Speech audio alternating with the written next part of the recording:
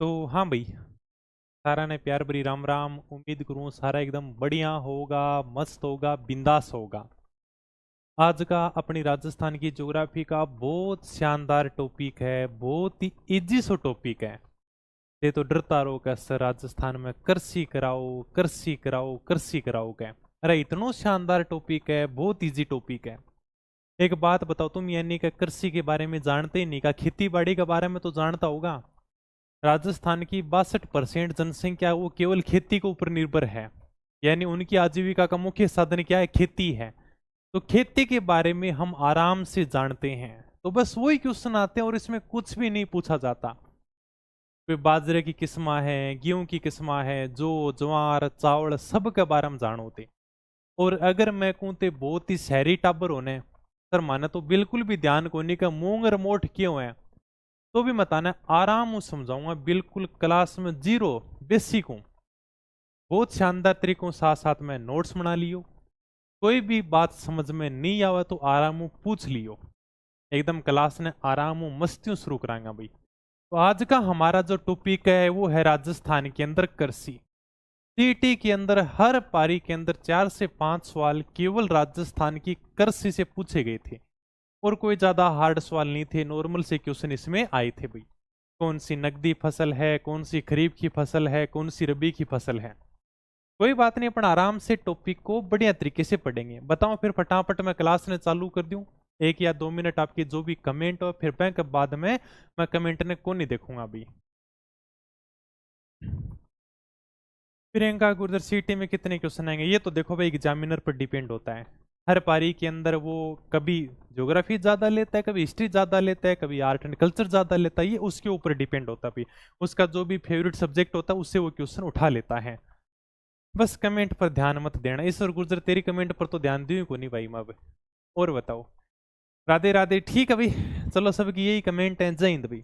तो शुरुआत में हम यानी का प्रारंभिक बातें करते हैं। जैसे यानी का कृषि गणना कितने सालों में कराई जाती है। जब हम आजाद हुए थे तब भारत की जो जनसंख्या है वो कितनी परसेंट कृषि के ऊपर निर्भर थी, इसके बारे में बात करते हैं। देखो, कृषि गणना है ना वो यानी का प्रत्येक 5 साल के अंदर आयोजित होती है। जिस प्रकार से हमारे जो मनुष्यों की जनगणना है प्रत्येक 10 साल के बाद में आयोजित करवाई जाती है, उसी प्रकार से कृषि गणना प्रत्येक 5 साल बाद में आयोजित करवाई जाती है। बहुत नॉर्मल सा क्वेश्चन है, थोड़ा सा ध्यान रखना। स्वतंत्रता के बाद में यानी कि जब हम आजाद हुए ना, तब यानी कि 75% जनसंख्या कृषि के ऊपर निर्भर थी। यानी उनकी आजीविका का मुख्य साधन क्या था, कृषि था। राजस्थान के अंदर 62% जनसंख्या है जो कृषि के ऊपर डिपेंड है। ये नॉर्मल सी बातें हैं जो सीधा सीधा आपको क्या है, थोड़ा सा ध्यान रखना है। और देखो अभी क्लास में याद हो भी गया क्या, भारत में कृषि गणना का कार्य प्रत्येक 5 वर्ष के अंदर होता है। सर कौन कराता है, कृषि व सहकारिता विभाग प्रत्येक 5 साल के अंदर कृषि गणना का कार्य करवाता है। नॉर्मल सा क्वेश्चन है, ठीक है भाई। आजादी के समय भारत की लगभग यानी कि 75% जनसंख्या अपनी आजीविका के लिए कृषि के ऊपर निर्भर थी। यानी कि अपनी आजीविका के लिए किसके ऊपर निर्भर थी, कृषि के ऊपर निर्भर थी। जब हम आजाद हुए सबको पता भी, यानी कि मुख्य साधन क्या था, खेती था अपने। तो उसमें बरसात भी अच्छी हो जाती, सबकी यानी कि रुचि भी होती खेती बाड़ी करने की। आजकल अपने बरसात भी इतनी नहीं होती। बरसात होगी कहाँ से, तुमने पेड़ पौधों को तो छोड़ा नहीं है, पेड़ पौधे तुम लगाते नहीं हो, तो बरसात भी होगी कहाँ से क्या। सबको यानी कि एसी में कूलर में रहना पसंद है। आजीविका के लिए कृषि पर निर्भर थी। राजस्थान की लगभग यानी कि 62% आबादी है वो अपनी आजीविका के लिए किसके ऊपर निर्भर है, कृषि के ऊपर निर्भर है। राजस्थान की अगर मैं बात करूं तो 62% जनसंख्या वो अपने कृषि के ऊपर निर्भर है भाई। कृषि को क्या कहते हैं, मानसून का जुआ कहते हैं। मानसून का जुआ, जुआ यानी कि एक प्रकार से सट्टा हो गया भाई। जैसे जुआ खेलते हैं, जुआ का जो पूरा का पूरा खेल वो सब यानी कि किस्मत के ऊपर निर्भर है। कभी आप जीत जाते हो, कभी आप हार जाते हो। इसी प्रकार से कृषि को मानसून का जुआ कहते हैं। मानसून यानी कि अगर राजस्थान में बारिश अच्छी हुई तो कृषि होगी सबसे बढ़िया। अगर मान लो कि बारिश नहीं हुई तो भाई साहब खेती बाड़ी नहीं होगी क्या। क्योंकि राजस्थान की सारी कृषि किसके ऊपर डिपेंड है, लगभग यानी कि सर बारिश के ऊपर डिपेंड है। यानी कि मानसून के ऊपर निर्भर है। एक प्रकार से जुआई तो हो गया, सट्टाई तो हो गया भाई। आपने मान लो कि बढ़िया फसल बोई है, अब यानी कि बरसात नहीं हुई तो सारी की सारी फसल खराब हो गई, मतलब हम हार गए। अब मान लो आपने फसल बोई है और यानी कि अच्छी बरसात हो जाती है, यानी हम जीत गए, तो सारी की सारी हमारी कृषि यानी का मानसून के ऊपर डिपेंड है, इसलिए कृषि को क्या कहते हैं, मानसून का जुआ कहते हैं। आपने सुना भी होगा किसानों से, अरे यार एक बारिश और हो जाती ना तो अब की बार चना बहुत अच्छा होता है, अब की बार बाजरो बहुत बढ़िया होता है, बस एक बारिश की कमी रहेगी क्या। तो इसलिए कृषि को क्या कहते हैं, मानसून का जुआ कहते हैं। राजस्थान की अर्थव्यवस्था कृषि के ऊपर आधारित है, यानी जो अपनी राजस्थान की इकोनॉमी है वो कृषि के ऊपर डिपेंड है भाई। क्यों भाई, क्योंकि जब 62% आबादी है उनकी आजीविका का मुख्य साधन क्या है, कृषि है। तो राजस्थान की अर्थव्यवस्था भी किसके ऊपर निर्भर है, कृषि के ऊपर निर्भर है भाई। ये थोड़ी सी प्रारंभिक बातें हैं, इनमें कुछ भी समझाने वाला नहीं है। ओके भाई, आगे चलता हूं मैं। अब देखो, जब यानी का कृषि और पशुपालन दोनों साथ साथ में किए जाए इसे हम कहते हैं मिश्रित कृषि।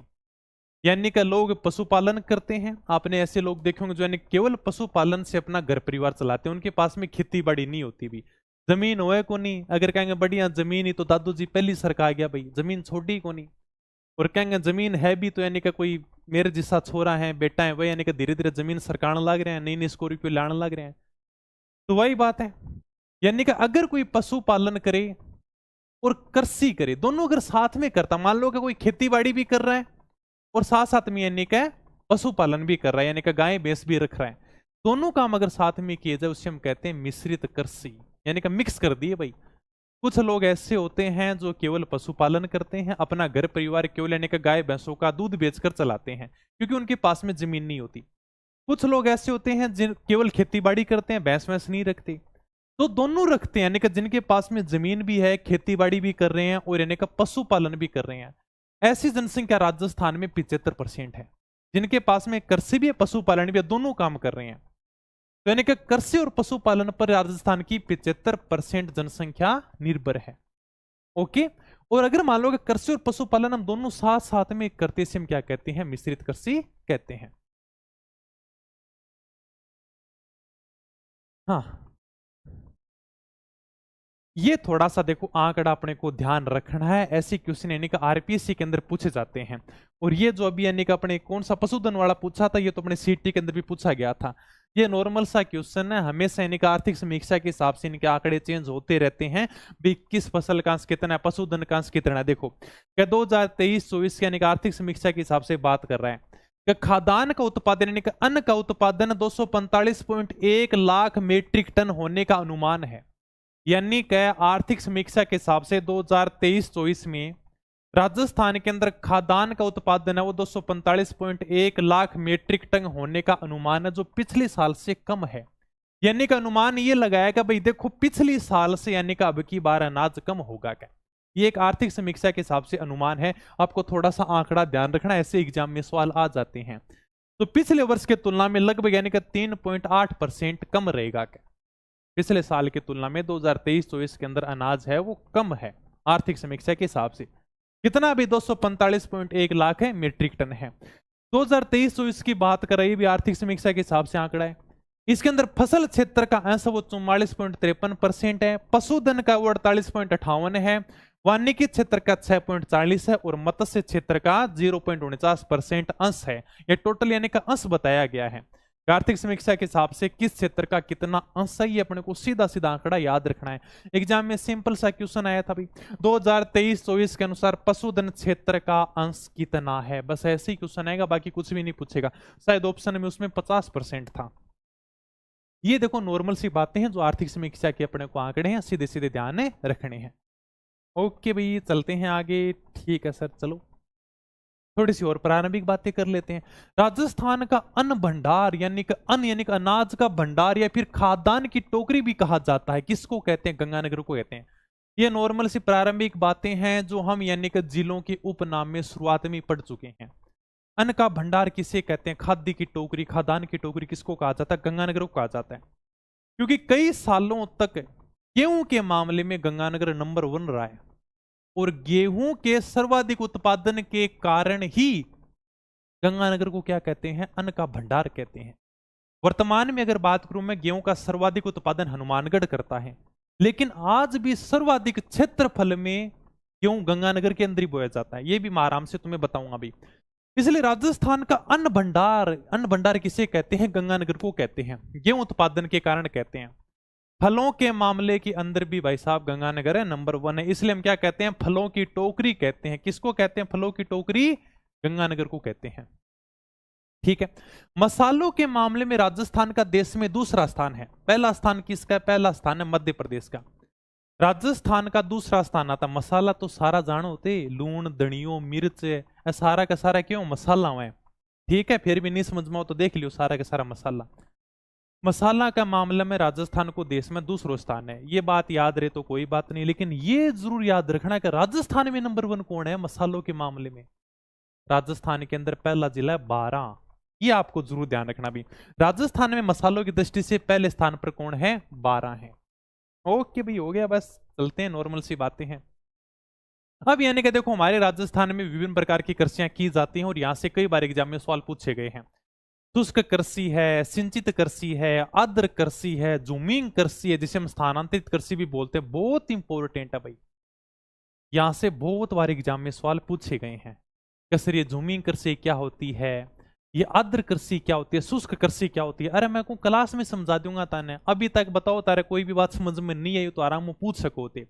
एकदम बहुत इजी टॉपिक है, नॉर्मल सा टॉपिक है, कृषि कृषि कराओ, आराम से समझांगा, धीरे धीरे समझांगा, साथ साथ में नोट्स बना लियो, फटाफट को रिवीजन कर लियो, कदी कौन भूलोगा ते।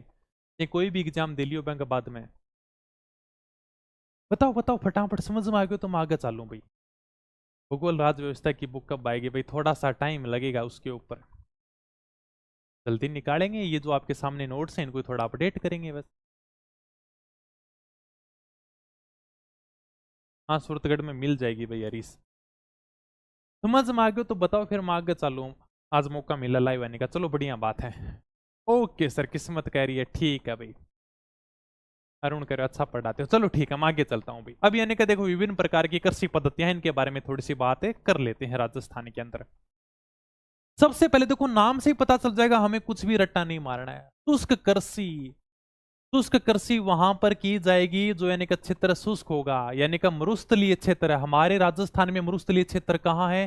सर पश्चिमी भाग में। एग्जाम में क्वेश्चन आ चुका है, राजस्थान के किस भाग में शुष्क कृषि की जाती है, यानी कि शुष्क क्षेत्र कौन सा है? अरे भाई, जहां पर बारिश 50 सेंटीमीटर से कम होती है, ये अपना पश्चिमी राजस्थान, जैसलमेर, बाड़मेर, जोधपुर, ये इलाका जहां पर बारिश 50 सेंटीमीटर से कम होती है, इसे बारानी कृषि भी बोलते हैं। क्यों सर? क्योंकि यह कृषि बरसात के ऊपर डिपेंड है। अगर यानी कि जैसलमेर, जोधपुर, बाड़मेर में बरसात होगी तो कृषि होगी, अगर वहां पर बारिश नहीं हुई तो वहां पर भाई साहब कृषि नहीं होगी। अब ये तो है नहीं कि मान लो कि जैसलमेर में बारिश हुई नहीं और जैसलमेर का किसान बोलेगा कि चलो यार का खेती करता हूं। अरे भाई साहब, खेती कहेंगे करोगे, बारिश ही को नहीं हुई थी। तो यानी कि ये इसे बारानी कृषि इसलिए बोलते हैं। बारानी यानी कि बरसात के ऊपर डिपेंड है भाई। कहते बरसात होगी तो कृषि हो जाएगी, अगर बरसात नहीं हो तो चुपचाप आपने बैठा रोका। इसलिए इसे क्या बोलते हैं? बारानी कृषि भी बोलते हैं, क्योंकि बरसाती पानी के अंदर होने वाली कृषि है। शुष्क कृषि यानी कि शुष्क क्षेत्र में होती है, इसलिए इसे क्या कहते हैं? शुष्क कृषि कहते हैं। शुष्क क्षेत्र कहाँ है सर? राजस्थान का पश्चिमी क्षेत्र है। क्या है? शुष्क क्षेत्र है, जहां पर यानी कि 50 सेंटीमीटर से कम वर्षा होती है, वहां पर यह कृषि की जाती है। राजस्थान के पश्चिमी भाग यानी कि मरुस्थलीय जिलों के अंदर ये प्रचलित है। ये बात एग्जाम में पूछी गई है। राजस्थान के अंदर शुष्क कृषि कहां पर की जाती है? सिंपल सा क्वेश्चन आया था, कोई हार्ड क्वेश्चन नहीं था। सिंचित कृषि यानी कि सिंचाई होगी भाई, यानी कि ऐसी कृषि, ऐसी खेती जिसके अंदर सिंचाई की आवश्यकता होती है। यानी कि सिंचाई की आवश्यकता, मान लो कि आपने गेहूं की फसल बो दी, अब बरसात हो या नहीं हो, गेहूं को पानी की आवश्यकता होगी भी। अब उसके लिए चाहे आप पानी कहीं से लेकर आओ, चाहे ट्यूबवेल से लेकर आओ, चाहे नहरों से लेकर आओ, चाहे कुओं से लेकर आओ, चाहे कहीं से लेकर आओ, गेहूं है, सरसों है, कपास है, यानी कि इनके लिए पानी की आवश्यकता होगी, मतलब सिंचाई की आवश्यकता होगी। ऐसी कृषि को हम क्या कहते हैं? सिंचित कृषि कहते हैं। यानी कि इसको कृषि को क्या होगी? सिंचाई की आवश्यकता होती है। जैसे गन्ने की फसल है तो गन्ने की फसल में भी सिंचाई की आवश्यकता होती है। चलो आगे, नॉर्मल सी बात है। सिंचित कृषि के बारे में आज तक कभी सवाल नहीं पूछा गया, तो उस कृषि के बारे में पूछा गया है। इसके अलावा आर्द्र कृषि के बारे में पूछा गया, और जूमिंग कृषि के बारे में तो भगवान जाने कितनी बार पूछा गया, मुझे भी याद नहीं है। लगभग हर दूसरे तीसरे सवाल एग्जाम में ये सवाल रिपीट होता रहता है कि जूमिंग खेती किसे कहते हैं, स्थानांतरित कृषि किसे कहते हैं, वालरा कृषि किसे कहते हैं, बार बार में घुमाकर पूछ लेता है एग्जामिनर। अब देखो आर्द्र कृषि। आर्द्र यानी कि आर्द्र क्षेत्र में, यानी कि राजस्थान के दक्षिण पूर्वी भागों में, यानी कि लगभग मैं बात करूं तो हाड़ौती के पठार में कौन सी कृषि की जाती है? आर्द्र कृषि की जाती है, जहां पर वर्षा 100 सेंटीमीटर से ज्यादा होती है। 100 सेंटीमीटर से अधिक वर्षा वाले इलाकों में की जाती है, मतलब दक्षिण पूर्वी भाग के अंदर राजस्थान में यह कृषि की जाती है। ठीक है भाई, ये भी एग्जाम में पूछा गया भाई, आर्द्र कृषि राजस्थान के किस भाग में की जाती है? तो उस कृषि के बारे में पूछा गया है। झूमिंग खेती, झूमिंग यानी कि इसको बोलते हैं शिफ्टिंग एग्रीकल्चर, यानी कि शिफ्ट करना, शिफ्टिंग एग्रीकल्चर बोलते हैं। शिफ्टिंग बोल दो, फिर स्थानांतरित भी बोल दो, यानी कि स्थानांतरण करना। आप बोल रहे हैं कि मैं तेरा स्थानांतरण करवा दूंगा, मैं तुझे यहां से शिफ्ट कर दूंगा। क्या भैया, शिफ्टिंग करना बोल दो, जूमिंग बोल दो, स्थानांतरित कृषि बोल दो, एक ही बात है। जूमिंग खेती आ जाए तो कंफ्यूज मत होना, इसी को हम जूमिंग खेती बोलते हैं। आसाम में इसी जूमिंग खेती बोला जाता है, इसको स्थानांतरित खेती भी बोला जाता है। होता क्या है कि आदिवासी क्षेत्र, सर आदिवासी क्षेत्र कौन सा? उदयपुर है, डूंगरपुर है, बांसवाड़ा है, सलूम्बरवाड़ा है। ये जो जिले हैं वो क्या करते हैं? जूमिंग खेती करते हैं, यानी आदिवासियों के द्वारा। आदिवासी क्षेत्र आप थोड़े से जिले ध्यान रखना, क्योंकि जिले भी एग्जाम में पूछ लेता है। इनके अंदर वनों को काटकर या जलाकर की जाने वाली कृषि क्या कहलाती है? स्थानांतरित कृषि कहलाती है, या फिर इसे स्लेश एंड बर्न कृषि भी बोलते हैं। स्लेश यानी कि काटना, बर्न यानी कि जलाना, यानी कि वनों को काटकर या जलाकर की जाने वाली कृषि। किस प्रकार से? ये देखो, यानी कि जैसे कोई पहाड़ी क्षेत्र हो गया, कोई मैदानी भाग हो गया, आदिवासी क्या करते हैं? जैसे मान लो कि पहाड़ी क्षेत्र में उनको कृषि करनी है, तो जो भी यानी कि वहां पर पेड़ पौधे उनको काट दिए जाते हैं या फिर उनको जला दिया जाता है, उसके बाद में खेती करते हैं। इसे क्या बोला जाता है? इसे यानी कि स्थानांतरित कृषि बोला जाता है। इसे अपन अंग्रेजी में बात करें तो भाई स्लेश एंड बर्न कह देवा, या फिर जूमिंग बोल देवा, या फिर अपन स्थानांतरित कृषि बोल देवा।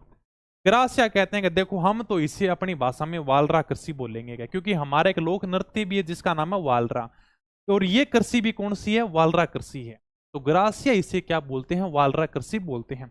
भीलों की कृषि भी ध्यान रखनी है। अगर भील यही कृषि पहाड़ी क्षेत्रों में करते हैं तो इसे हम बोलेंगे ची माता, और अगर मैदानी भागों में करें तो इसे हम बोलेंगे दजिया। अरे एकदम नॉर्मल याद हो जाएगा। देखो, ची माता, ची यानी का चोटी। चोटी कहां पर होती है? सर चोटी तो पहाड़ों में होती है। अगर भील ये स्थानांतरित कृषि पहाड़ी क्षेत्र में करता है, यानी कि अगर वो पहाड़ी क्षेत्र के अंदर वनों को काटता है, जलाता है, फिर कृषि करता है, तो भील उसे बोलेगा ची माता। इस प्रकार से, यानी कि पहाड़ी क्षेत्रों में। और अगर भील इसी प्रकार से पेड़ पौधों को काटकर या जलाकर मैदानी भागों में कृषि करेगा ना, उसे हम बोलेंगे दजिया। ची माता यानी कि चोटी, चोटी भाई देखो पहाड़ा में हुआ है क्या। और बच्ची यानी कि दजिया, दजिया यानी कि मैदानी भागों में। इस प्रकार से यानी कि पेड़ पौधों को जलाकर फिर बाद में कृषि की जाती है। चलूं आगे? हाँ, कोम्बो बग मार्केट में मिल जाएगी भी। चलो आगे बताओ फटाफट फिर। असम में देखो जूमिंग बोल दिया, मध्य प्रदेश में देखो कुमारी बोल दिया, और आंध्र प्रदेश में पाई बोल दिया। हालांकि आज तक ये पूछा तो नहीं गया राजस्थान के एग्जाम में, इंडिया लेवल के एग्जाम में ऐसे क्वेश्चन आ सकते हैं। अपने को तो यही ध्यान रखना है भाई, ग्रासिया ए खेती ना वालरा बोल रहे हैं। भील अगर पहाड़ी क्षेत्रों में करे तो बहन ची माता बोल रहे, मैदानी बागाम करे तो यह खेती दजिया बोलते हुए। स्थानांतरित कृषि बोल दे आप, शिफ्टिंग यानी कि जूमिंग खेती भी आपा ने बोल दे वहां के। आदिवासियों द्वारा राजस्थान के दक्षिणी भागों के अंदर की जाती है। जिला पूछ ले तो उदयपुर, बांसवाड़ा, डूंगरपुर, सलूम्बर, यानी कि जो दक्षिणी भाग वाले जिले ना, जहां पर आदिवासी जनजाति रहती है, वो ये खेती करती है भाई। ठीक है, ये लो भाई, अपनी ये बातें हो चुकी हैं यहां तक कंप्लीट। कई बार यहां से सवाल पूछा गया कि राजस्थान में देखो 3 सीजन की फसल हो भाई, खरीफ की फसल हुए, रबी की फसल और जायद की फसल हुए, यानी कि 3 प्रकार की फसल बोई जाती है। बहुत सिंपल क्वेश्चन आते हैं यहां से, क्या कौन सी फसल खरीफ की फसल है, कौन सी फसल खरीफ की फसल नहीं है। आपने सीईटी का पेपर उठाकर देखा होगा, इसी प्रकार के सवाल पूछे गए थे। सिंपल सिंपल क्वेश्चन आए थे, कृषि से ज्यादा हार्ड क्वेश्चन नहीं आए थे। यानी कि खरीफ की फसल आप गर्मियां के अंदर तो बोवा और दीपावली के अवसर पर काट लेवा। यानी कि दीपावली होने हमारे देखो हिंदू धर्म में 2 बड़े त्योहार बनाए जाते हैं, एक तो अपने दीपावली है, एक अपना होली है। जब यानी कि खरीफ की फसल की कटाई कर लेते हैं किसान, एकदम फ्री हो जावे, वह कब बाद में मनाओ दीपावली को त्योहार। और जब यानी कि रबी की फसल की कटाई किसान कर लेता है, एकदम फ्री हो जाता है, उसके बाद में वो होली का त्योहार बनाता है। इसलिए 2 त्योहार यानी कि बात खातर बनाओ, क्योंकि आप क्या खेती बाड़ी वाला आदमी हाँ, और खेती बाड़ी करके आप एकदम फ्री हो जाओ, फिर अपन के त्योहार मनाने टाइम भी मिल जाओ अभी। खरीफ की फसल को स्याड़ू की फसल भी बोला जाता है। गर्मियों के समय यानी कि जून जुलाई में बोई जाती है, सितंबर अक्टूबर के अंदर काटी जाती है। सर कौन कौन सी प्रमुख खरीफ की फसलें, क्वेश्चन यहां से पूछा जाएगा, ये अपने को याद रखना है। निम्न में से यानी कि कौन सी खरीफ की फसल है, कौन सी यानी कि रबी की फसल है। हाँ, नो स्लाइड की कर रहे हो, नो स्लाइड। अरे मत कर इतना कॉपी पेस्ट, बार बार मैं विरोणी किए कॉपी पेस्ट लाग रही है। आपकी बार से तो ब्लॉक कर दूंगा, देख लिया। बार बार मैं अगर कॉपी पेस्ट करेगा तो कोई भी कमेंट है, ध्यान और भटक जाए, इतनी शानदार चीज चल रहा है। हाँ चले आगे। सर थे मारा कमेंट कौन देखो, चलो भाई ताका कमेंट देखांगा सुगुण मीना, बता के कमेंट देखना, बताओ क्या कमेंट देखना है। कोई बात समझ में नहीं आई तो पूछो, क्या कोई चीज आपके समझ में नहीं आई तो पूछ सकते हो आराम से। पीवाई क्यू लेकर आएंगे भी, चलो पीवाई क्यू लेकर आएंगे इसके, जब यानी कि टॉपिक कंप्लीट हो जाएगा उसके बाद में पीवाई क्यू लेकर आएंगे। प्रज्ञा मीणा ने क्या हंसी आने लग रही है को। चलो हम आगे, तुम यार कॉपी पेस्ट मत क्या करो कमेंटों को, और तुम कोई भी बात पूछ लिया करो। कमेंट में वैसे भी नहीं देखता मैं, क्योंकि बाद में टाबर के रिकॉर्डेड ज्यादा देखा है तो फिर कहूँगा अरे सर आप तो कमेंट ज्यादा पढ़ते हो। हाँ, अब देखो ये अपने को याद करनी है यानी कि कौन कौन सी खरीफ की फसलें एकदम आसानी से याद हो जाएंगे। खरीफ के अंदर कितने अक्षर होते हैं सर, खरीफ के अंदर 3 अक्षर होते हैं, है ना। और इन फसलों में लगभग आपको 3 अक्षर देखने को मिलेंगे। जैसे चावल के अंदर 3 अक्षर हैं, बाजरे में 3 है, मक्का में 3 है, कपास में 3 है, गन्ना ज्वार गंवार, ये सारे के सारे क्या हैं सर, खरीफ की फसल है। अब देखो बाजरू यानी कि खरीफ की फसल है। बाजरे का साग हमेशा यानी कि के बोया जाए सर, मूंग मोठ बोया जाए, बिल्कुल सही बात है। एक के अलावा ज्वार गुवार भी बाजरे का साग बोयो जावे, यो के है खरीफ की फसल है। अपने मारवाड़ क्षेत्र की बात करा, शेखावटी क्षेत्र की बात करा तो बाजरो मुख्य रूप से भोजन है। अगर मैं बात करूं मेवाड़ की, तो जय प्रकार यानी कि मारवाड़ के अंदर बाजरो इंपोर्टेंट है ना, पतरा यानी कि मेवाड़ के अंदर मक्को इंपोर्टेंट है भाई। कार्बोहाइड्रेट दोनों ही फसलों में ज्यादा होता है, बाजरा उधर खाते हैं, मेवाड़ में मक्का खाते हैं। मेवाड़ में अगर आप आकर पूछोगे ना तो मेवाड़ में बाजरा बहुत कम जानते हैं, यहाँ पर यानी कि सब क्या जानते हैं, मक्का जानते हैं। और अगर आप शेखावाटी की तरफ जाकर पूछोगे तो उधर यानी कि मक्का नहीं जानते। देखो राजस्थान के अंदर भी कितना डिफरेंस आपको देखने को मिलता है, ठीक है। तो यानी कि चावल तो चलो ठीक है सर, बाजरो आपने याद हो गयो, मक्को आपने याद हो गयो, कपास है, गन्ना ज्वार गंवार, इसके अलावा मूंग मोठ यानी कि साथ में बोते हैं।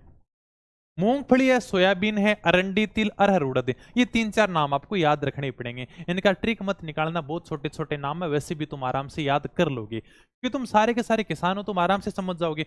यार बाजरू तो आप दीपावली का आसपास काटा है, वही टाइम यानी कि फिर आप सर्दियों के अंदर अपना बाजरो काटा है, फिर अपने बाजरे की रोटी बनावे हैं, मक्को भी आप वही टाइम काटा, तो ए प्रकारों तो एकदम आराम याद कर सको, खुद को ऊपर लेके क्या। एग्जाम में सिंपल सा क्वेश्चन आता है, कौन सी फसल खरीफ की फसल है, कौन सी नहीं है, इसके अलावा तुमसे ज्यादा क्वेश्चन नहीं पूछेगा। रबी की फसल, इनमें देखो दो दो अक्षर मिलेंगे भाई। रबी की फसल को क्या बोलते हैं, उनाड़ू की फसल भी बोलते हैं। अक्टूबर नवंबर में बोलते हैं, मार्च अप्रैल में काट लेते हैं, ठीक है, ये नॉर्मल सी बात है। जैसे यानी कि देखो गेहूं है, गेहूं के साथ में हमेशा क्या बोते हैं, सरसों बोते हैं, हमेशा गेहूं के साथ में क्या बोते हैं, सरसों बोते हैं, नॉर्मल सी बात है, याद रह जाएगा। जो है राई है, जीरा है, मेथी है, सौंफ है, चना है, धनिया, मसूर, मटर, इसबगोल, तारा मीरा, सूरजमुखी, अड़सी, ये सारे के सारे क्या हैं, रबी की फसलें हैं। थोड़ा सा आपको यानी का ध्यान है रखना है, बस एक बार यानी का पढ़ लेना, बाकी तुम आराम से कर दोगे। मैं कह रहा हूं एक चीज याद कर लेना, अगर तुम्हें रबी की फसल याद नहीं होना तो यानी कि तुम सारी के सारी क्या करोगे, खरीफ की फसलों को रट देना। अगर ये तुम्हारे याद हो जाएंगे ना तो उसके बाद में जो भी फसल बचती है वो सारी की सारी रबी के अंदर आ जाएगी। यानी कि तुम्हें खरीफ की याद करो या रबी की याद करो, एक फसल तुम्हें याद करनी है। मुझे लगता है ये तुम्हारी आसानी से याद हो जाएगी, क्योंकि अपने यानी कि खरीफ की फसल और रबी की फसल तो बहुत कम देखने मिल है, क्योंकि बे टाइम अपने देखो चना हो ही को नहीं, तन हमेशा बेरों को जनवरी के अंदर की बारिश हो ही को नहीं। और अगर मैं शेखावटी की बात करूं तो जनवरी में कभी बारिश होया को नहीं, और हमारा चना तो मारने याद आवे को नहीं कि चना कभी होया होगा क्या। अगर वो भी देवा तो ज्यादा होए को नहीं, थोड़ा बहुत चनिया निकले क्या, ठीक है। तो चना यानी कि भाई अपने रबी की फसल में आवे, उन टाइम में अपने गेहूं सरसों बोई जावे क्या, ये आप यानी कि याद कर लोगे ना। खरीफ की फसल याद कर लो, उसके बाद में जो फसलें बचती हैं वो सारी की सारी किसमें आ जाएंगी, रबी के अंदर आ जाएंगे। अब देखो 2 महीना यानी कि अपन मिले भाई, जून के बीच में, अब मार्च के बीच में अपन 2 महीना मिले, तो एक अंदर आप क्या करा जायद की फसल बोवा, यानी कि मार्च से जून के मध्य बोते हैं, जैसे यानी कि खरबूज है, तरबूज है, ककड़ी है, सारे के सारे आप देख सको। ये क्या होता है मुझे ये बताओ कभी, ये क्या है? ये तरबूज है क्या? ये तरबूज नहीं है, थोड़ा सा ध्यान रखना। ये क्या, ये मतीरा है, ऐसा मतीरा होता है, ध्यान इसलिए रखना, ऐसा क्वेश्चन एग्जाम में नहीं आएगा, लेकिन ये थोड़ी सी सामाजिक बातें हैं। मारा का ने तो देखो एन मतीरो बोल रहे हैं, तो सर तरबूज किसो है? ये जो काड़ो काड़ो है ना, बिना दारी वालो एन बोल रहे हैं भाई तरबूज, क्यों हमेशा लाल ही निकलेगा? इसकी गारंटी नहीं है, मतीरे की गारंटी नहीं है कि लाल निकलेगा नहीं निकलेगा, लेकिन तरबूज की है लाल ही निकल जाएगा हिसाब, क्योंकि इस सालों की ज्यादा खरीदना पसंद करेंगे। इसको तरबूज बोलते हैं, इसको मतीरा बोलते हैं। आपने यानी कि मारवाड़ के इतिहास में पढ़ा भी होगा, मतीरे की राड़ पढ़ा है ना, मतीरे की राड़ 1644 वाली, तो ये वो मतीरा वही है।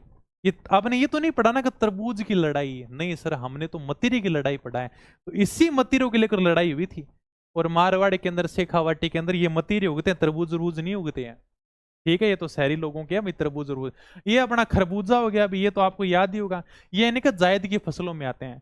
काकड़ी ले लो, सब्जी ले लो, अरे काकड़ी तो जाने होगा, ककड़ी यानी कि अपना लंबी लंबी आदन की सब्जी भी बनाओ, वही ककड़ी होती है, ठीक है? तो नॉर्मल सी बातें ये लो भी। इसके अंदर यानी कि अपने को इंपॉर्टेंट क्या याद रखना था, खरीफ की फसल कौन सी, रबी की फसल कौन सी है, मुख्य यहां से एग्जाम में क्वेश्चन पूछा जाएगा, बाकी तुमसे कोई भी क्वेश्चन नहीं पड़ता। या तो खरीफ की याद कर लो या फिर तुम रबी की याद कर लो भाई। बाकी यानी कि जैसे खरीफ की याद कर ली, उसके बाद में जो भी फसलें बचते हैं वो सारी के सारी रबी के अंदर आ जाएंगी। क्या तो एक फसल यानी तुम बढ़िया तरीके से याद कर लेना। कौन कौन सी फसलें हैं जिनका राजस्थान में देश में पहला स्थान है? जैसे बाजरा, बाजरा के अंदर हम नंबर 1 है भाई। सर्वाधिक क्षेत्रफल में राजस्थान में कौन सी फसल बोई जाती है? बाजरा बोई जाती है, क्योंकि सर्वाधिक क्षेत्रफल कहां पर है? सर मारवाड़ के अंदर है, और मारवाड़ की दरा के ऊपर तो बाजरा उगता है भाई। बाजरा है भी ऐसे भी का सूखे के अंदर, काल के अंदर ही यह फसल उग सकती है। बाजरे के अंदर हमारा पहला स्थान है। सरसों, मूंग, मोठ, बाजरे के साथ में हमेशा मूंग मोठ आते हैं। कौन कौन ऐसा है जो मूंग मोठ के अंदर भेद नहीं बता सकता है? अगर मैं तुम्हारे सामने ला कर दे दूं तो तुम्हें पता ही नहीं चलेगा कि मूंग कौन सा है, मोठ कौन सा है। टेंशन मत लेना, मुझे भी नहीं पता, ठीक है? आप बराबर सही। यहाँ सरसों है, अड़सी, तारा मीरा, ग्वार, इनके मामले में राजस्थान देखो पहले स्थान पर है, ठीक है? चलते हैं आगे। अब यानी देखो आज यानी कि हमें खाद्यान्न फसलें पूरी कंप्लीट करनी है। जैसे खाद्यान्न फसलें कौन सी होंगी, तिलहनी फसल कौन सी होंगी, दलहनी कौन सी होंगी, और हमारे नगदी फसलें कौन सी होंगी, ये हमें पढ़ना है अभी। तो आज हम यानी कि सारे के सारे खाद्यान्न फसल को कंप्लीट कर लेते हैं, खाने वाली फसलों को क्या कर लेते हैं, कंप्लीट कर लेते हैं। फिर हमारा ये पूरा का पूरा टॉपिक आराम से धीरे धीरे कवर हो जाएगा। साथ साथ में इनको याद कर लेना, बहुत छोटे छोटे टॉपिक है, आराम से, बहुत इजी टॉपिक है। कृषि थे तो तरह डर रहे हो बस। प्रमुख खाद्यान्न फसल में बाजरे की बात करें, थोड़ा सा अंग्रेजी में नाम भी ध्यान रखना भी। देखो मुझे ज्यादा अंग्रेजी नहीं आती, नाम पता नहीं, परल मिलेट नाम है क्या इसका, बाजरे को अंग्रेजी में क्या बोलते हैं? क्योंकि देखो एग्जामिनर के कदी कदी अंग्रेजी वाला शब्द भी पूछ ले हुआ है। जैसे यानी कि सीईटी के अंदर उसने थांगवान नहीं पूछा, उसने क्या पूछ लिया था, अंग्रेजी में क्या बोलते हैं, टीक। हाँ, टीक के बारे में पूछ लिया था। तो कभी कभी अंग्रेजी के शब्द भी वो काम में ले लेता है। अपन सोचते हैं अरे यार ये शब्द कहाँ से आ गया, क्या कौन सा पूछ लिया, तो थोड़ा सा अंग्रेजी के बारे में भी ध्यान रखा करोगे। गरीब को भोजन कम, अभी नॉर्मल सी बात है। आज भी अगर आप गांव के अंदर जाओगे ना, तो गांव के अंदर यानी कि 12 महीने की है बाजरे की रोटी बने। आज भी गेहूं की रोटी तो तभी बनती थी जब यानी कि घर में मेहमान आ जाता था, कोई भी यानी कि अपना कभी पुंफ आ जान, तो अभी देखो पुंफन तो स्पेशल यानी कि गेहूं की रोटी डालनी पड़े, नहीं तो पुंफ ही नाराज हो जावे, तो अपनी बुआ फिर क्या बढ़िया रहेगी क्या, तो पुंफ आ जावे, कोई और भी मामा आ जावे, तो यानी कि सबको ध्यान रखने खातर हमेशा घर गेहूं की रोटी बनती। बाकी 12 महीना बाजरे की रोटी चलती, मतलब गरीब को भोजन है, अभी सीधी सी बात यही है। लेकिन ये राजस्थानी पौधा नहीं है, राजस्थान के सर्वाधिक क्षेत्रफल में बोया जाता है। राजस्थान का बाजरे के मामले में पहला स्थान है, लेकिन ये राजस्थानी पौधा नहीं है, ये मूल रूप से यानी कि अफ्रीकी पौधा है, अफ्रीका का पौधा है ये मूल रूप से, ठीक है भाई। सर्वाधिक क्षेत्रफल में यानी कि देखो सर्वाधिक क्षेत्रफल के अंदर बोई जाने वाली फसल है ये, क्योंकि बाजरा राजस्थान के सर्वाधिक क्षेत्रफल में बोया जाता है। जैसे आप बात करोगे जैसलमेर है, जोधपुर है, बाड़मेर है, उधर बोया जाता है भाई, वो बड़ी बड़ी रियासतें हैं, वहां पर रहने का वो सर्वाधिक क्षेत्रफल घेरती हैं। तो सर्वाधिक क्षेत्रफल में बोई जाने वाली फसल कौन सी है? बाजरा है। सर्वाधिक सूखा सहन करने वाली फसल है, अभी मैंने बताया था कि सूखा यानी कि देखो या सूखो या काला सहन कर जाओ है, इसको वैसे ज्यादा बारिश की जरूरत नहीं होती। तो मतलब यानी कि सूखा सहन कर जाएगी, सूखा सहन करने वाली फसल है। बाकी अगर गेहूं सूखा सहन नहीं करेगी, अगर बारिश नहीं हुई, गेहूं को पानी नहीं मिला, सरसों को पानी नहीं मिला, सरसों खराब हो जाएगी। लेकिन बाजरो तो बेचारों की न की देगी जाओ, वो छोटो मोटो अनाज दे दो क्या, थोड़ी बहुत बारिश में भी काम चल जावा क्या। बाजरा उत्पादन में राजस्थान का देश में पहला स्थान, अभी हमने पढ़ लिया था किस किस फसल में राजस्थान का देश में पहला स्थान है। प्रमुख बाजरा उत्पादक कौन कौन से जिले हैं, ये आपको देखो याद करना पड़ेगा। बाड़मेर है, अलवर है, जयपुर है, जोधपुर है। ये तो अपनी दो यानी कि पश्चिमी राजस्थान वाली रियासतें होंगी, बाड़मेर जोधपुर। इसके अलावा अलवर जयपुर भी आ जाता है। प्रमुख किस्में भी आपको ध्यान रखना है, इसमें आरसीबी 911 और आरएचबी 30 के बारे में पूछा गया। किस्में देखो आपने इतनी ज्यादा किस्मा को नहीं जाना। अगर आप पूछा ना नॉर्मल गांव के किसान आदमी हो भाई, अब की बार कौन सो बाजरू बोए हुए हैं, दो ही किस्म जाने, या तो देसी बाजरू कहूंगा या फिर संकर बाजरू कहूंगा, तीसरी किस्म ही कौन नहीं। ये कौन बताऊंगा आरसीबी है, आरएचबी है, राज फसल है, ऐसा कुछ नहीं बताते। दो ही किस्म, या तो देसी या फिर संकर बाजरू। तो यानी कि आरसीबी 2 है, आरसीबी 911, रॉयल चैलेंजर बैंगलोर नहीं, आरसीबी ये यानी कि बाजरे की किस्म है। सिंपल सा क्वेश्चन आता है आरसीबी 911 किसकी किस्म है, या फिर यानी कि आरसीबी किसकी किस्म है, बाजरे की कौन सी किस्म है। तो ये थोड़ा सा ध्यान रखना। राज 171 है, ये नहीं इस प्रकार से किस्म होती है। आप कभी यानी कि बीज की दुकान के ऊपर गए होंगे बीज लेने के लिए, तो ये आपको सारी के सारी किस्में देखने को मिल जाएंगी। उसको जाकर कहना कि आरसीबी 911 देना का, तो आराम से तुम्हें बाजरे की किस्म निकाल कर दे देगा, और उसे पता चल जाएगा कि भाई साहब ये पढ़ा लिखा आदमी है क्या। ये वैसे नहीं मांग रहा कि कौन सी किस्म लेनी और कौन सी नहीं लेनी, ये सीधा कह रहा है कि आरसीबी 911 दो के, मतलब ये बाजरे की किस्म मांग रहा है क्या। ठीक है, तो इस प्रकार से कभी आप दुकान के ऊपर जाओ ना, बीज भंडार के ऊपर, तो जाकर आप चेक कर लेना, ये सारी की सारी किस्में आपको वहां पर देखने को मिल जाएंगी। तो ठीक है भाई, बाजरा अनुसंधान केंद्र अपने दो जगह है, एक तो मंडोर के अंदर, एक अपने गुड्डा मलानी बाड़मेर के अंदर है। ये भी थोड़ा सा ध्यान रखना। इसी के साथ में अपने बाजरे वाली फसल हो जाती है कंप्लीट। अब चलते हैं गेहूं के ऊपर। गेहूं को अंग्रेजी में क्या बोलते हैं, वीट बोलते हैं भाई। राजस्थान में सर्वाधिक उत्पादन वाली फसल है, सर्वाधिक क्षेत्रफल में बाजरा बोया जाता है, लेकिन इतना उत्पादन नहीं होता भाई। जैसे मान लो कि जैसलमेर बाड़मेर की तरफ आपने बाजरा तो बो दिया, लेकिन उतना निकलेगा नहीं जितना अपन बोते हैं, क्योंकि देखो बारिश होती नहीं है, फिर भी बेचारा थोड़ी बहुत फसल दे देता है। लेकिन सर्वाधिक उत्पादन गेहूं के अंदर होता है। सर्वाधिक क्षेत्रफल में नहीं बोते अपन, लेकिन सर्वाधिक उत्पादन वाली फसल कौन सी है, गेहूं है भाई। प्रमुख उत्पादक जिले हनुमानगढ़ है, गंगानगर है, अलवर है। देखो काफी लंबे समय तक कहने का गंगानगर का पहला स्थान था, इसलिए हम क्या कहते हैं, गंगानगर को राजस्थान का अन्न भंडार कहते हैं, बहुत लंबे समय तक। लेकिन आज भी सर्वाधिक क्षेत्रफल में क्यों जो फसल है वो गंगानगर के अंदर बोई जाती है, लेकिन सर्वाधिक उत्पादन कौन सा जिला कर रहा है, हनुमानगढ़ कर रहा है फिलहाल। यानी कि नंबर 1 कौन सा, हनुमानगढ़ है। मान लो कि तुमसे सिंपल सा क्वेश्चन पूछ लेगा कौन से जिले में गेहूं सर्वाधिक उत्पादित होती है, उसके अंदर हनुमानगढ़ ऑप्शन नहीं मिले तो कौन सा करना है, गंगानगर करना है। और ये देखो आंकड़े फिक्स नहीं है, तुम्हें हर किताब में अलग अलग देखने को मिलेंगे। किसी में हनुमानगढ़ पहले पर देखने को मिलेगा, किसी में गंगानगर पहले को देखने को मिलेगा, क्योंकि ये देखो कृषि विभाग के आंकड़े हैं। ठीक है, कभी यानी कि आंकड़े आर्थिक समीक्षा के हिसाब से चेंज हो जाते हैं, कभी कृषि विभाग के हिसाब से आंकड़े चेंज हो जाते हैं, तो इनके ऊपर ज्यादा गौर मत करना। और कभी एग्जामिनर से घुमा के क्वेश्चन नहीं पूछेगा तुमसे। मान लो उसने गंगानगर दे दिया ना, तो हनुमानगढ़ ऑप्शन में नहीं देगा, हनुमानगढ़ दे दिया तो गंगानगर ऑप्शन में नहीं देगा। हर साल ये आंकड़े क्या है, चेंज हो जाते हैं, एग्जामिनर इतना रिस्क नहीं लेगा भाई। गेहूं उत्पादन के कारण गंगानगर को क्या कहते हैं, अन्न का कटोरा, राजस्थान का अन्न भंडार कहते हैं भाई, गेहूं के कारण। ये जैसे देखो गेहूं की प्रमुख किस्में अपने सोना कल्याण, मैक्सिकन सोना पूछा गया है, कोहिनूर, राज 30 तंत्र पूछा गया है, राज 3765, राज 1482, सर्ववती, सोनालिका, सोना कल्याण, सारी की सारी गेहूं की किस्में हैं, तो तुम्हें सीधे सीधे ध्यान रखनी है अभी। मक्का, मक्का यानी क्या, इसको अंग्रेजी में क्या बोलते हैं, मेज बोलते हैं। इसे अनाजों की रानी भी कहा जाता है। गरीब का अनाज बाजरे को बोलते हैं, अनाजों की रानी मक्के को बोलते हैं भी। राजस्थान के दक्षिण और दक्षिण पूर्वी भाग के अंदर जो जिले हैं वहां पर ये बोई जाती है। ये अपने मक्का की फसल है भाई। मक्का ये देखो अपने मारवाड़ वाले तो कम ही जानते होंगे, शेखावाटी के अंदर भी मक्के की रोटी नहीं जानते हैं। मेवाड़ के अंदर देखो खूब प्रचलित है भाई। राजस्थान के दक्षिणी और दक्षिण पूर्वी जिलों में मक्का खूब बोया जाता है। प्रमुख उत्पादक जिले भीलवाड़ा है, चित्तौड़गढ़ है, उदयपुर है, बांसवाड़ा, यहां पर बोया जाता है। प्रमुख किसमें ध्यान रखना भी, अरे भाई साहब बहुत इंपॉर्टेंट है ये। माही, धवल, माई, कंचन तो पता नहीं कितनी बार एग्जाम में पूछा गया है। नॉर्मल सा क्वेश्चन देते हैं कि निम्न में से कौन सी बाजरा की फसल नहीं है, कौन सी बाजरा की किस्म नहीं है। अब उसमें क्या कर, 3 तो बाजरा की किस्म दे देंगे और चौथा कौन सी देंगे, माही, धवल, माई, कंचन, ये दोनों अलग अलग हैं। तो तुम्हें आराम से पता चल जाएगा, अरे यार ये तो माई धवल माई कंचन तो मक्के की किस्में हैं, तुम आराम से कर दोगे। ये तो बहुत बार देखी गई है, माई धवल माई कंचन, बहुत बार, पता नहीं कितनी बार पूछी गई है। इसके अलावा मेगा भी पूछा गया, नवजोत सविता भी क्या है, मक्के की किस्में हैं भाई। कृषि अनुसंधान केंद्र है बांसवाड़ा, उसके द्वारा ये किस्में विकसित की गई हैं। माहीदौल, माई कंचन और सविता, ये तीनों की तीनों किस्में किसके द्वारा विकसित की गई हैं? कृषि अनुसंधान केंद्र बांसवाड़ा के द्वारा। या फोटो देखोगे यहां पर आपको देखने को मिलेगा, महाराणा प्रताप कृषि प्रौद्योगिकी विश्वविद्यालय कृषि अनुसंधान केंद्र बांसवाड़ा, इसके द्वारा यानी कि माहीदौल, माई कंचन और सविता किस्में विकसित की गई। हालांकि आज तक कभी पूछा तो नहीं गया।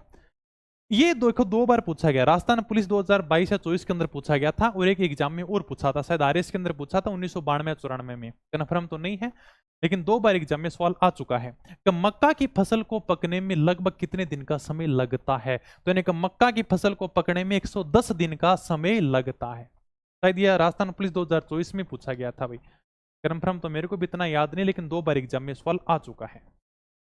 ठीक है, तो मक्का की फसल को पकड़ने में कितना समय लगता है? 110 दिन का समय लगता है। चले आगे, चलो भी आगे। चावल, अरे देखो चावल भी बोलते हैं आप, दान भी बोलते हैं, राइस भी बोलते हैं, थोड़ा सा ध्यान रखें, कदी कदी क्या वो दान भी दे देवा है, जितना अपना समझ में को नहीं आवा कर यार ये दान क्या है क्या, क्योंकि चावल तो आप फिर भी समझ जावा, चलो अंग्रेजी में बात करें तो आप राइस भी समझ जाओ, लेकिन दान नहीं समझेंगे, इसी को बोलते हैं।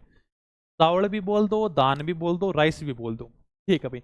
औसत वर्षा देखो, चावल के लिए बढ़िया पानी चाहिए भाई, यानी कि रोपण फसल है, रोपण यानी कि प्लांटेशन फसल है। सर ये क्या है? कभी चावल की खेती देखी है?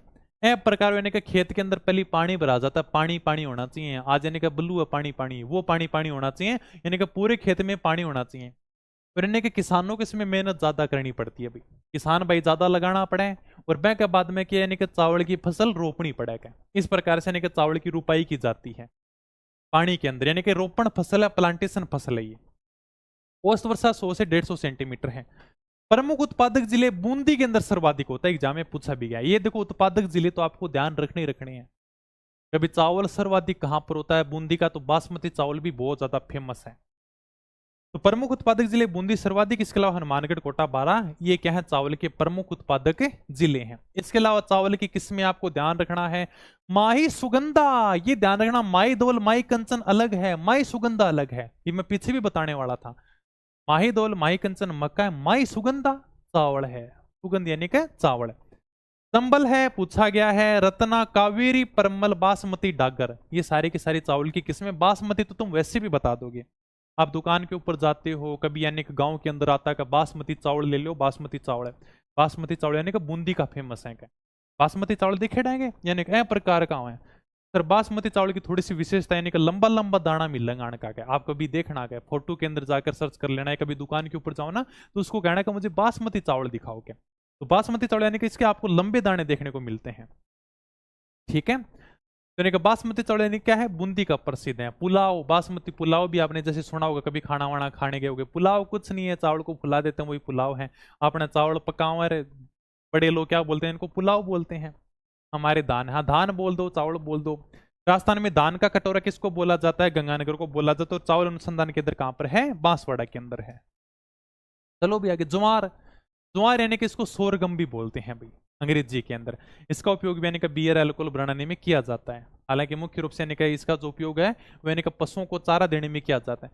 गरीब की रोटी का वहां भाई देखो, गरीब का अनाज मक्के को बोलते हैं, गरीब की रोटी ज्वार को बोलते हैं, अरे गरीब का अनाज बाजरे को बोलते हैं। इसे क्या बोलते हैं? गरीब की रोटी बोलते हैं। ज्वार बोल दो, सोरगम बोल दो। राजस्थान का तीसरा स्थान है, कोई बात नहीं, याद रही तो ठीक है, कोई बात नहीं। बाकी पशु चारा इससे बनता है, ये आपको याद रखना कि इसके प्रमुख उत्पादक जिले कौन से हैं, ये इंपॉर्टेंट है बस। इसके बाकी किस्में इसमें मत याद रखना, लेकिन इसके उत्पादक जिले आपको याद रखने हैं। अजमेर है, भीलवाड़ा, चित्तौड़गढ़, नागौर, ये यानी कि ज्वार के क्या है? प्रमुख उत्पादक जिले हैं। और इसी के साथ में आज हम क्या करते हैं? राजस्थान की खाद्यान्न वाली फसलों को कंप्लीट कर देते हैं। आज अपन लास्ट पढ़ेंगे जो, यानी कि बरेली, बरेली बोलते हैं क्या बरली है, पता नहीं, अंग्रेजी के अंदर नाम देख लेना तुम, इतनी अंग्रेजी मुझे भी नहीं आती, मैं सीखने की कोशिश करूंगा जल्दी। हाँ, जो यानी कि बरली, इसको क्या बोलते हैं? गरीब का अनाज भी बोलते हैं इसको। बियर और अल्कोहल बनाने के अंदर इसका उपयोग किया जाता है। ठीक है, बियर बनाने के अंदर, अल्कोहल बनाने के अंदर इसका उपयोग किया जाता है। किस प्रकार से बनती है बियर अल्कोहल? बियर का तो मैं थोड़ा बहुत बता सकता हूं, आपने कभी सुना होगा कि बियर पिया करो मोटा हो जाओगा, ऐसा कुछ नहीं। यानी कि बियर है ना, ये यानी कि जौ से बनती है। जौ के दाने जाते हैं फैक्ट्रियों में, इनकी पिसाई की जाती है, इसके बाद में यानी कि ईस्ट मिलाया जाता है। ईस्ट यानी का एक जीव होता है, आप पशु परिचर पढ़ोगे उसके अंदर श्वसन के अंदर पढ़ोगे।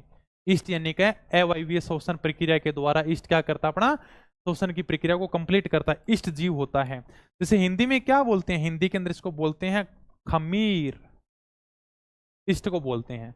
ये यानी कि इसके अंदर मिलाया जाता पानी के अंदर, ये फुलावट का काम करता है। तो इस ईस्ट जीव के कारण ही क्या शरीर के अंदर फुलावट आती है, ठीक है। इनके द्वारा यानी कि बियर बनाने का काम है वो किया जाता है। मसालों के यानी ईस्ट क्या कर देता है, यानी कि एक प्रकार से जौ को सड़ाने का काम करता है। जो सड़ जाता है उसके बाद में बियर बनती है। बियर एल्कोहल बनाने के अंदर इसका उपयोग होता है। प्रमुख किस्में देखो ध्यान रखना, ज्योति, राज, किरण, मोलवा, RD 2035, RD 2508 और RD 57, ये थोड़ा सा किस्में आप ध्यान रख लेना। उत्पादक जिले गंगानगर है, जयपुर है, सीकर है। ये अपना आज वाला जो टॉपिक है वो पूरा का पूरा कंप्लीट हो जाता है। 1-2 क्लासों में हमें राजस्थान की कृषि को कंप्लीट कर देंगे। इस प्रकार से बताओ कोई बात समझ नहीं आई हो तो आराम से, अरे बहुत छोटा छोटा लिखा है मैंने, कुछ नहीं लिखा है, तुम्हें आराम से फोटो के माध्यम से तुम आराम से याद कर सकते हो। बहुत छोटी छोटी चीजें लिखाई हैं, आराम से हर चीज को समझो। एकदम छोटा सा टॉपिक है, साथ साथ में नोट्स बना लेना, साथ साथ में याद कर लेना। कृषि तुम्हारी ऐसी याद हो जाएगी कभी नहीं भूलोगे। और मैंने तुम्हें बता भी दिया कहाँ से क्वेश्चन बना है, कहाँ से क्वेश्चन बन सकता है।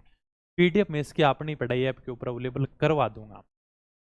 और आप कोई भी छोटे मोटे एग्जाम की तैयारी करना चाहते हो तो प्ले स्टोर से अपनी पढ़ाई ऐप डाउनलोड करना, वहाँ पर नाम मात्र की प्राइस में आपको सारे के सारे कोर्स मिल जाएंगे। किताबें अपनी आई हुई हैं, ज्योग्राफी राज्य व्यवस्था की आएगी, थोड़ा सा टाइम लगेगा।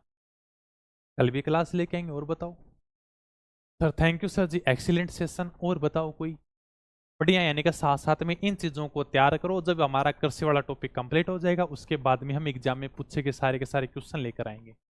ओके ओके सर जी, तो मिलते हैं जल्दी नए क्लास में। तब तक इसको बढ़िया तरीके से पढ़ लेना। उसके बाद में यानी का जैसे खाद्यान्न फसलें हमने पढ़ लिया है, अब यानी का दलहनी फसलें पढ़ेंगे, तिलहनी, सारी के सारे अपन आराम से फसलें पढ़ेंगे। नगदी फसलें भी मैं तुम्हें बहुत शानदार तरीके से पढ़ाऊंगा। जो भी कृषि से संबंधित योजनाएं होंगी वो भी मैं तुम्हें आराम से कंप्लीट करा दूंगा। ओके फिर, धन्यवाद, थैंक यू, जय हिंद, जय भारत। ट्रिक के पीछे मत भागना, इस चीजों को आराम से याद कर लेना, यही है। ओके ठीक है।